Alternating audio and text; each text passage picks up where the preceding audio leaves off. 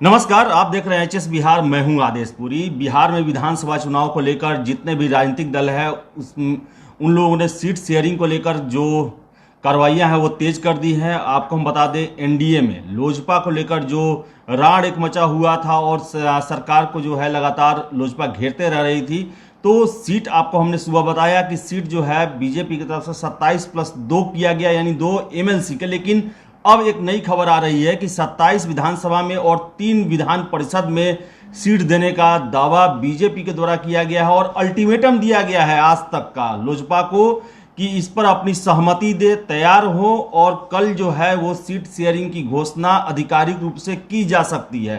तो इन सभी मुद्दों पर हमारे साथ बात करने के लिए हमारे वरिष्ठ सहयोगी हैं रंजीत झा। इनसे हम बात करेंगे कि सर, कल तक का अल्टीमेटम दिया गया है कि आप जो है जो 27+3 इतने पे मान जाए, क्योंकि कल आधिकारिक घोषणा करना है। क्या आपको लगता है सर लोजपा जो है इस पर संतुष्ट हो पाएगी?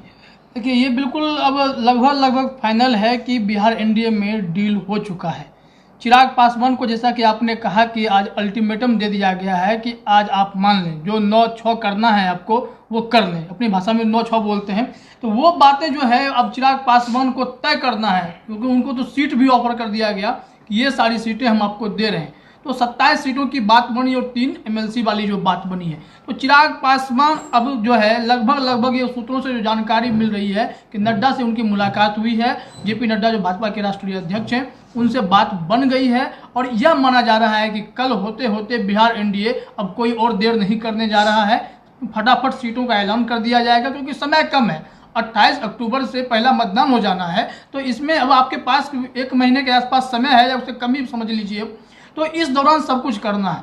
तो ये तीनों जो है आपस में बातचीत हो चुकी है। अब जो है कल भर में घोषणा हो जाएगा। लोजपा को संतुष्ट होना पड़ेगा। आप थोड़ा सा इतिहास में चल लें तो लोजपा के लिए बहुत मुश्किलें आई। जो चिराग पासवान चाहते थे प्रेशर पॉलिटिक्स, वो उसमें बहुत हद तक सफल हो गए। 90% सफल हो गए। 10% चलिए नहीं हुए, लेकिन 90% सफल हुए। क्योंकि कहाँ उन्हें शुरुआत में चर्चा थी कि 15 सीटें मिलने वाली हैं, लेकिन फिर चर्चा उठी कि 22 सीटें मिल रही हैं। उसके बाद कहा गया, बीजेपी ने कहा कि ये मोल भाव देखिए। अब 25 की बात आई कि 25 मिलेगा। तब भी चिराग पासवान जानते थे कि ये हमारे लिए सफिशिएंट नहीं है। फिर बातें बढ़ी, 27 पे आई बात। 27 पे आई तो हमें 30 का एक चर्चा था। हमेशा से लोजपा में इस बात की चर्चा रही कि 30+2 वाली बात, लेकिन किसी तरह बीच का रास्ता निकला है। 27+3 का जो फॉर्मूला तैयार हुआ, 3 इसमें विधान परिषद की सीटें। तो कुल मिलाकर देखिए तो चिराग पासवान के लिए इसमें सब कुछ संतुष्ट होने लायक चीज़ है। लोजपा इस चीज़ से खुश होगी कि इतनी सीटें मिली हैं, और इसमें देखना होगा कि जीत में कितनी सीटें तब्दील हो पाती हैं। और इसमें सबसे बड़ी बात है कि भाजपा ने जो सीटें ऑफर की हैं, जो सीटों का नाम दिया गया है, उस पर थोड़ा संशय हो सकता है। चिराग पासवान थोड़ा समय लेंगे और फिर तय करेंगे कि हमें ये सीटें चाहिए या इसमें कुछ बदलाव करने हैं। सर, ये क्या फॉर्मूला होगा? कल आपने बताया कि कल तक जो है वो घोषणाएं हो सकती है किसे कितने सीट पर लड़ना है। तो फॉर्मूला जो क्या होगा आखिर एनडीए में? हाँ, तो फार्मूला की हम लोग जो चर्चा कर रहे हैं उसमें आप ये समझ सकते हैं कि बिहार में भाजपा ने स्पष्ट रूप में कहा है कि हमारे लिए नीतीश कुमार बड़े भाई हैं, नेतृत्वकर्ता वही हैं। तो स्वाभाविक तौर पर जदयू जो है हमेशा से अधिक सीटों पर चुनाव लड़ता रहा है। तो ऐसे सिचुएशन में इस बार भी जदयू और भाजपा और लोजपा के बीच, और मांझी भी एनडीए में शामिल हुए हैं। तो फिलहाल इन चारों की हम अगर बात करते हैं तो सीटों का आकलन कुछ इस प्रकार है कि 243 में से 110 बड़े भाई की भूमिका में जदयू है, तो 110 सीटें जदयू के खाते में जा सकती हैं और 100 सीटें भाजपा उस पर चुनाव लड़ने वाली है। इसके अलावा लोजपा की हमने अभी बात की ही कि 27 सीटें उन्हें ऑफर होंगी, तो बचते हैं 6 सीट। आपको याद होगा कि मुख्यमंत्री नीतीश कुमार से मिलने के लिए जीतन राम मांझी गए थे, बंद कमरे में मुलाकात हुई, लेकिन जो खबरें सामने आई उसमें ये बोलने जा रहे थे कि 12 से 14 सीटें हमको दीजिए, जीतन राम मांझी नीतीश कुमार के पास। लेकिन जीतन राम मांझी जो है वहाँ पे जाकर के 10 सीटें बोल पाए थे। उतनी वो हिम्मत नहीं कर पाए नीतीश कुमार के सामने बोलने की। तो नीतीश कुमार भी भाप चुके थे, वो पुराने खिलाड़ी इस मामले के। उन्होंने कहा 6 सीटें देंगे। अब मांझी के पास भी विष पीने वाली स्थिति है, वो करे तो क्या करें, कितना दल बदलेंगे। तो 6 सीटें माना जा रहा है कि मांझी को दे दिया जाएगा। इसके अलावा अब बात कर लें, एक अंतिम जो उपाय बचता है रालोसपा की, उपेंद्र कुशवाहा क्या करेंगे। आज के आज उन्हें पूरा फैसला कर लेना है कि उन्हें करना क्या है। क्या वो यशवंत सिन्हा वाले एक अलायंस में जाना चाहते हैं, या पप्पू यादव जो नया अलायंस बनाया उनके साथ जाना चाहते हैं, या एनडीए में विष पीना चाहते हैं।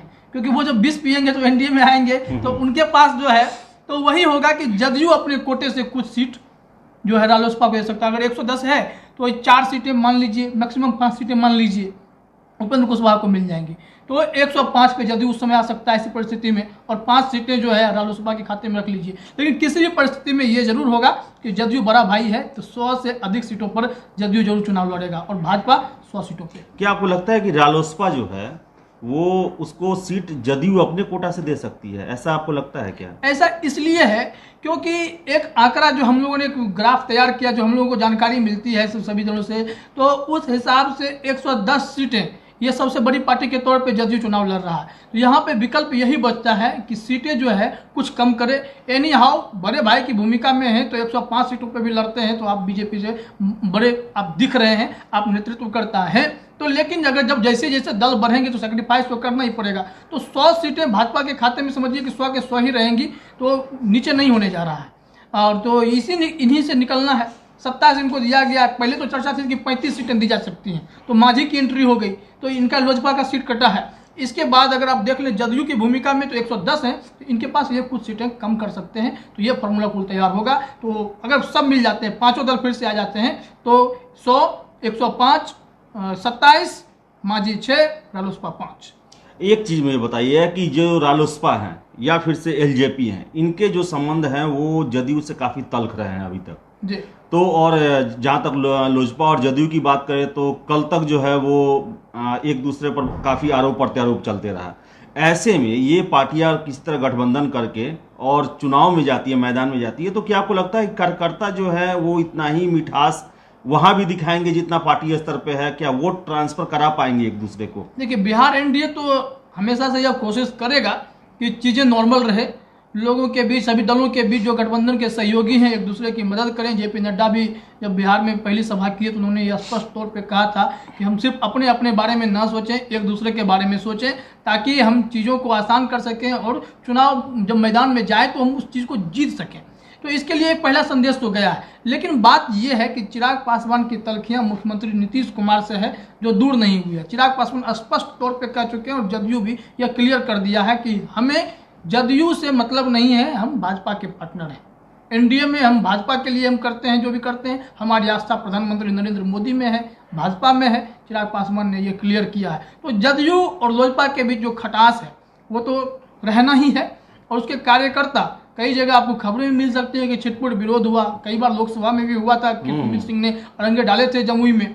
तो ये सारी चीज़ें होंगी, इसका नुकसान तो बिहार एनडीए को झेलना पड़ सकता है जब तक कि चिराग पासवान या खुलकर या जदयू की तरफ से कोई खुलकर यह ना कहते कि हम लोग सहज हैं, चीज़ें नॉर्मल हैं, आप लोग जो है साथ दें, मिलकर के चुनाव लड़ें। जब तक ये स्टेटमेंट किसी का ऊपर से नहीं आता है, कोई प्रवक्ता जारी नहीं कर देता, कोई बोलता नहीं है, तब तक ये खटपट वाली स्थिति जो अंदरूनी है वो तो चलती रहेगी। और जहाँ वहीं मांझी की बात कर ले, मांझी ने भी क्लियर किया कि हम नीतीश कुमार के पार्टनर हैं। अब नीतीश कुमार भले ही उनको बनाए हटाए, नीतीश कुमार के खिलाफ बोलते रहे, लेकिन मांझी फिर से गए, मुलाकात किए, अपने गिले शिकवे दूर कर लिए। चिराग पासवान ने ऐसा नहीं किया है, मांझी कर चुके हैं। तो मांझी अपने मुसहर वोट बैंक के लिए जाने जाते हैं, तो उनके वोट बैंक में जदयू की मदद मिलेगी, उनको तो उनसे फायदा मिलेगा। ये कितना फायदा पहुंचाएंगे ये अलग बात है। जो कुल मिलाकर जो मुश्किलें हैं उपेंद्र कुशवाहा की तलखियों की अगर आप बात कर लें तो कुशवाहा के पास कोई विकल्प नहीं है। उनके कार्यकर्ता भी नीतीश कुमार के भरोसे हैं कि उनसे मदद मिल जाए, क्योंकि अकेले दम पे कुशवाहा ने सब कुछ करके देख लिया है, महागठबंधन में रहकर देख लिया, कोई फायदा इनको नहीं मिला है। और यह बातें शायद महागठबंधन में तेजस्वी यादव भी समझ गए कि इनके रहने ना रहने से कोई खास फर्क नहीं पड़ता है। लेकिन एनडीए में आए हैं तो एनडीए में सम्मान दिया जाएगा, कुछ सीटें मिलेंगी, वैसी ही सीटें इन लोगों को भी दी जाएगी जो चैलेंजिंग हो, जिसपे महागठबंधन की मजबूती होगी। तो इनके लिए बहुत बड़ा ये फैक्टर होगा कि इन सीटों को वो कैसे निकाल पाते हैं। तो विष पीने के बराबर ही, विष पीने के ही बराबर है। इनके लिए चैलेंजिंग होगा वो सारी चीज़ें जो महागठबंधन के लिए बेनिफिशियल हैं, इनके लिए डेंजर है, तो फिर मुश्किलें बढ़ेंगी इनकी। आपको लगता है कि अभी भी कि संतुष्ट हो जाएंगे चिराग पासवान? चिराग पासवान के पास आज भर का समय है संतुष्ट और असंतुष्ट होने का। जहां तक हमारी समझ कहती है कि चिराग पासवान अब कोई और बगावत नहीं करेंगे, 27+ 3 ये लोजपा के लिए इनफ है। अगर वो 27 में से 20 सीटें 15, 16, 17 सीटें जीत लेते हैं तो ये एक अच्छी भूमिका में आ सकते हैं। अगर कुछ गड़बड़ होता है, बिहार एनडीए में या महागठबंधन में कोई क्लियर मैंडेट लेकर नहीं आता है, ये इनके अहम सीटें होंगे जो किसी न किसी को किंग मेकर की भूमिका में वो खड़े कर देंगे कि हमको किसको बनाना है, या फिर चिराग पासवान सामने आ सकते हैं। इनकी काफ़ी, अगर 30 सीटें भी इनको मिलती तो इसमें से 15-20 निकाल लाते तो भी ये बन सकता था। लेकिन जहाँ तक जानकारी मिलती है कि 15-20 सीटों पर तो लोजपा की अच्छी पकड़ है, वहाँ से जीत संभव है, तो इस वजह से ये तेवर है। तो अच्छा, तो 15-20 सीटों पर जो है वो लोजपा की स्थिति अच्छी है और उन्हें पूरा विश्वास है कि अगर हम ये 15-20 सीट जीत लेते हैं तो बिहार में किंग मेकर की भूमिका निभा सकते हैं और 2005 वाली परिस्थितियां फिर से ला सकते हैं। तो फिलहाल अभी तो है जो चर्चाएं चल रही है कि 27+3 का ऑप्शन दिया गया है चिराग पासवान को और आज तक का उन्हें वक्त दिया गया है और कल जो है वो आधिकारिक घोषणा हो सकती है और इसके बाद सारा कुछ क्लियर हो जाएगा। और चुनाव में सबसे बड़ी देखने वाली बात रहेगी कि ये जो समझौता होगा उसे कार्यकर्ता कितना मानते हैं और कितना वोट ट्रांसफर करते हैं, ये सब चुनाव में क्लियर होगा। लेकिन फिलहाल इस वीडियो में इतना ही। अगर आपको ये खबर अच्छी लगे तो इसे लाइक करें, शेयर करें।